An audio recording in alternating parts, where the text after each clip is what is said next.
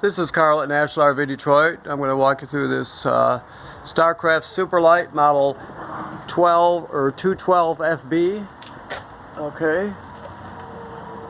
I'm here on the door side of the trailer at the rear.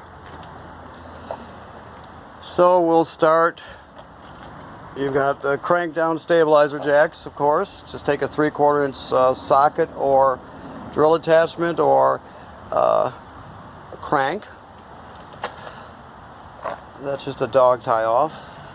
There, you got a power awning with LED strip. You have some power here. That's just a furnace vent. This is the vent for the range hood. If you see, it's got a baffle in here. I don't know if you can see it the way the camera is here, but it's got this baffle in here that can flap freely if it's open. When you're running the fan, you want it to flap freely like that. Otherwise, you're going to have to snap it shut so it doesn't get damaged when you're traveling or anything like that. So if you're going to use that range hood, you just have to open it up. This is up here is just if you're going to purchase a solar panel to charge your battery, this is where it would attach. This particular one is a Furrion brand. That's just to charge the battery. You can see they got a thing there of advertisement. Okay, this is a centerline, a Husky centerline weight distribution hitch with built-in sway control. So we will explain to you how it works. But if you happen to forget or you're not familiar with these hitches, you may know this already. But if you're not, you can always go to their website and follow the link to the to their hookup web or their hookup video, and you can refresh your memory there. The blue coil thing is a sprayer that plugs into the trailer. I'll show you when we get there where that's at. This is the crank for your stabilizers that I was telling you about. Way over there is your dump hose. Okay. I didn't pull this off here. Let's see what we got here. We got 30-pound LP tanks, 2 of them. This is your LP regulator here. This should be an automatic changeover regulator. This is just an indicator to see if there's gas in the tanks or not. So you will point it at the tank you want to check, basically. Okay. Let me look under here. Just a deep cycle marine battery. Power tongue jack. Now, if this tongue jack was to fail, you can pull this plug out, and that 3/4 inch crank that you use for your stabilizers, you can stick it on there and crank it manually if you need to, just in case. This is a reducer for your power cord. Your power cord is 30 amp. I think it's a 30 amp on this one. Yes, 30 amp. And so you can just plug this in at home by reducing it down to 15 amp.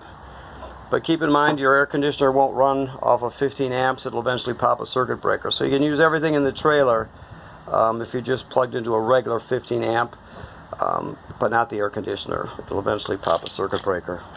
Okay? You got a Lippert slide out, over floor model. Alrighty.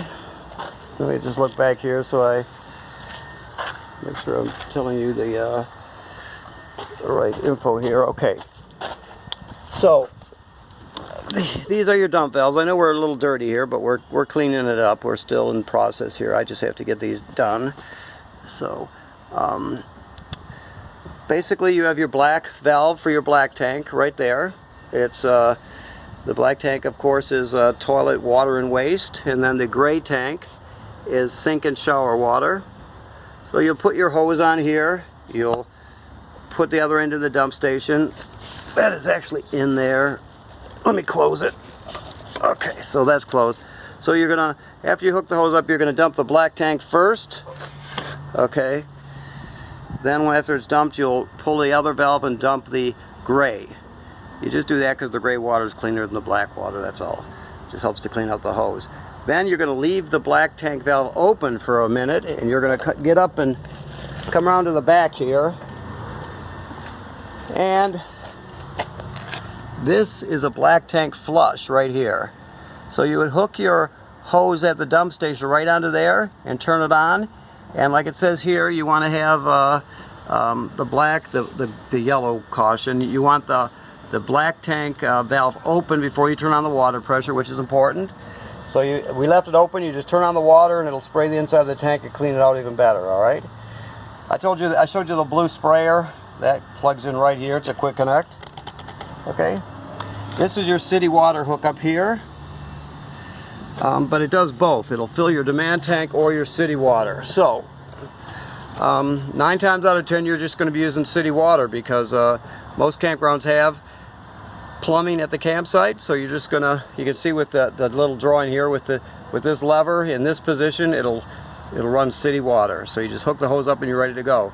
Now if you go to a more rustic campground or an older state park without plumbing on the campsite, but they do have a fill station, you would actually hook the hose here at the fill station, but then you would put it in this position and it will fill your onboard fresh water tank.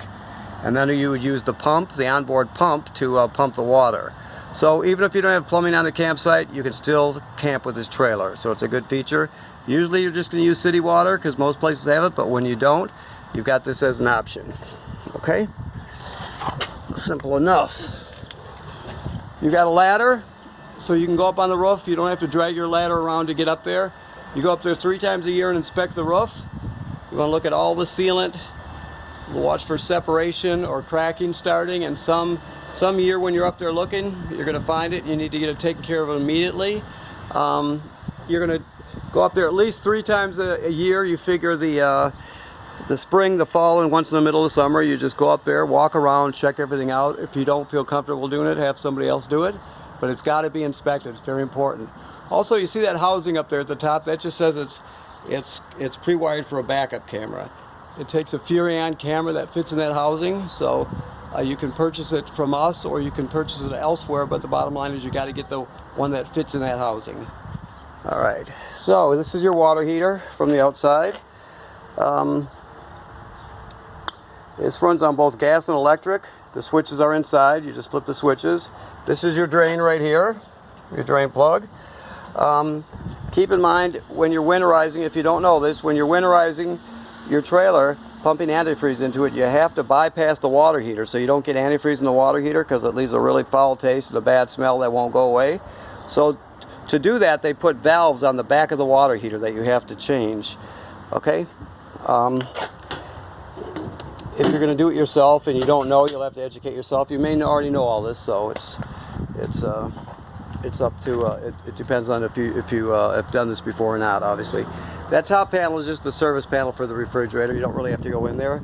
That's just for service. And this is another spray port for that sprayer. Okay.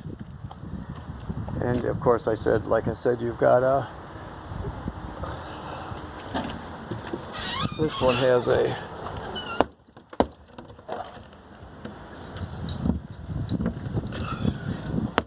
okay.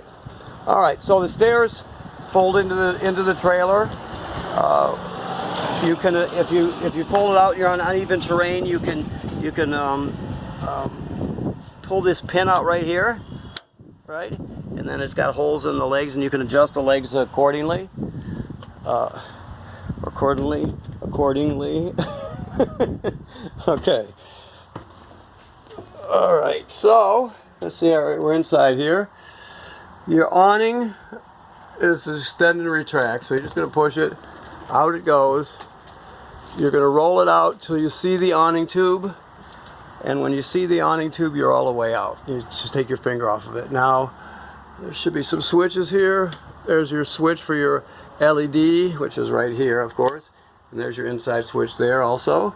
I'm going to bring this back in. Now, you never leave this awning out unattended. If you're not going to be at the campsite, you roll it in because the wind can come up really quickly and do damage in no time at all. So you always keep it in when you're not there. Your slide room is just in and out. You can see, I'll bring it in a little bit so you can see it. It comes in up over the floor, and then when it goes back out, it drops into place. I'll show you, like that. Then you hear the ratcheting sound. You hear that coming in also. As soon as you hear the ratcheting sound, you just take your finger off the button. That just keeps it from overextending or over retracting.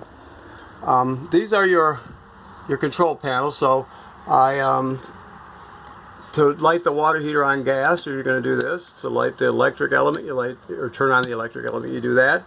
Always make sure there's water in the tank before you turn it on. Your water pump I told you about is right there. Check your battery, it's charged. Fresh water has a third in it, but we're water testing it, we're still working on it. As it fills, it graduates up in 1/3 increments till it's full. Black tank is empty, gray tank is empty. Like I said, they'll graduate up. Once you get past 2/3, you're going to have to start thinking about dumping it. Okay. So, your range. Let's see what we've got here. Okay, so, gosh, I don't know if let me listen. I don't think I turned the gas on. Well, I don't have to. I could just show you. You just turn it on to light. There's a picture of a flame. And then you're going to click it like that. Let me shut it off and show you again. So, you're going to click it. You just turn it clockwise. So you can do that for each burner. Now for the, you do have a light here, but for the oven, under here, under this bottom piece, I'll see if I can actually get a picture of it. There's a pilot light way back there. Okay, so what you're going to do is you're going to turn this to pilot, like right there. Then you depress it and hold it. You keep holding it. Then you're going to spark it by turning this clockwise, and when the pilot light down there lights, you're still going to be holding this. You hold it for another 10 or 15 seconds to heat it up. Then you go to your operating temperature. It'll cycle on and off. When you turn it off, the flame goes out obviously, but so does the pilot light. So you have to relight the pilot light each time. The fan, I told you about the, there's a vent hood out there. Or no, let's call it a vent out there. This is actually the hood here. So the outside vent has to have the baffle open if you're running the fan for it to vent properly, okay? You got a light here also. Microwave works like any other microwave. You have a little sound bar here. Finish taking the paper off. Basically, you've got two zones, A and B. A is inside the trailer, B is the outside speakers. You can stream off this USB here. You can play AM, FM radio. And you can hook up wirelessly with Bluetooth. So you can play your MP3s from your phone or tablet. So there's a lot you can do with it. TV works like any other TV, of course. This will come up for storage underneath. There's like a foot locker under there. Your emergency window is real simple. If you have to escape from the trailer, let me try and get a good picture of this. Anyway, you pull this out, push it through, and that's obviously for ventilation. But if you wanted to escape, you would push it all the way through. Then you would grab this red tab that's connected to the screen, pull it, the screen will come out, and then out you go. So it's very simple to escape. Now the table I have sitting right here upside down, obviously. You would collapse the legs, and you can stow it right under here. Okay? So that's where you stow the table when you're not using it, which makes it real nice. You got a lot of room that way. Okay, let me see what else we have here. Walking around. Okay, so this is your power converter here. Hopefully with the glare we can see it, but you open it this way. Okay, you've got, this converts 110 AC down to 12 volt DC.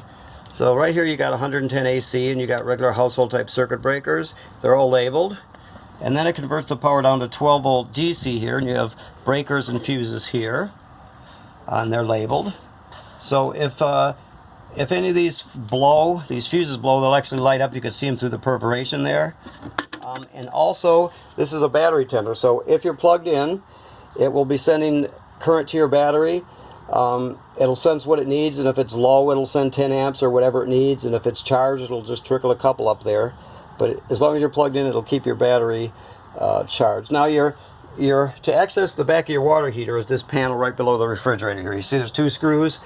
Each screw, the screws are all number 2 square-headed screws, so you need a number 2 square-headed bit for your drill, and that's where you find the valves to winterize it, on the back of the water heater. Now this is just a Norcold refrigerator. It's very simple to operate. You can see auto, and it's running on electricity. The reason they call it auto is because if you lose power, for example, in the middle of the night, it'll automatically switch over to gas. Okay, but you can dedicate it. That's just electricity that's just gas, right? Or you can do auto, and it'll look for electricity, and if it can't find it, it'll switch to gas. Or if you're using electricity and you have a failure, it'll switch to gas automatically. That's why they call it auto. Of course, that's your temperature there. This is gas absorption refrigerator, so it's going to take a lot longer to reach operating temperature than a regular refrigerator. So you want to start it the day before if you can, just to make sure it's good and cold. Now this is your thermostat. It's very simple. You just punch it once to light it up. Then you go through the fan, which is the air conditioner without the compressor, then the air conditioner, then the furnace, and then off. Now there's a lag time for everything, so you're going to wait 5 seconds or so before you'll get any response from the air conditioner or the furnace. Same when you're turning it off, but you just got to be a little patient, okay?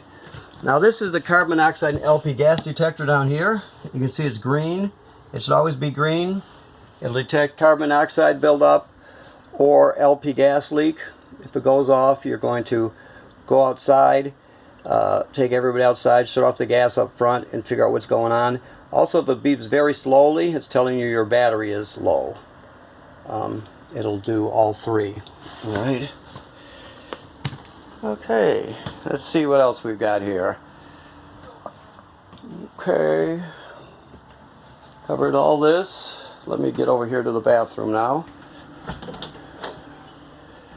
Okay, the shower is going to work like any other shower. The sink like any other sink. This GFCI, all the plugs in the trailer are wired through this one, even the one on the outside. So if you're using a coffee pot or something and it pops, excuse me, this is where you reset it. You want to run the fan when you run the shower to pull the humidity out. You've got a ceramic toilet, which is good. So basically the rule with this toilet is you have to have chemical in it and water in it to start using it. So let me just stand on it here. We got a little bit of residual pressure, that's all. We still haven't cleaned your trailer out completely, so it's a little dirty, but it will be clean. So when you step on the pedal, it obviously turns on the water valve and opens the trap. So what you're going to do is you get to the campground, you plug in the trailer, you hook up your water, then you'll come in here and you'll take your chemical and you put it right in the toilet, whichever chemical you use, okay? You put 1 dose in there, and then you're going to just step on it. And water will come swirling out, and it'll wash the chemical into the tank. And you want to stand on this till it puts about 1 gallon or 2 of water in the tank. There's no way to tell exactly what that is. You just have to use your common sense. The bottom line is you have to have some water in it and chemical to start using it. Now if you're going to stay at the same campsite, but you just dumped your black tank because you got another week there, you would come back in. Because you just dumped your black tank, you would repeat the procedure. Chemical and 1 gallon or 2 of water. Okay. Also, when you flush it, it'll only refill about up to here. That's just so it doesn't slosh out when you're going down the road. So you can just push the pedal a little bit, and if you see the trap doesn't open, but the water valve will activate. So you can fill it as full as you want before you use it. You just have to do that each time before you use it. Okay. All right. More storage. Very nice. It's got a very, very camping, woodsy look to it. I like it. Okay, so I'm looking around here. I think I've covered everything. Yes, I believe I have. So, if you have any questions, you can call us. You also every appliance in here has its own manual. You can also use online videos. Try to stick with manufacturer's video, first-party stuff, if you can. But sometimes you can look at the other stuff. Obviously, you just use your sense if it doesn't make sense, like some of them don't. Okay, so let me look again. Yeah, we're good. So, okay. Well, I want to thank you for purchasing your trailer here from National RV Detroit, and make sure you use this trailer a lot. That's the key to the whole thing, is to enjoy it and do a lot of camping and see the country. So, thank you very much, and goodbye.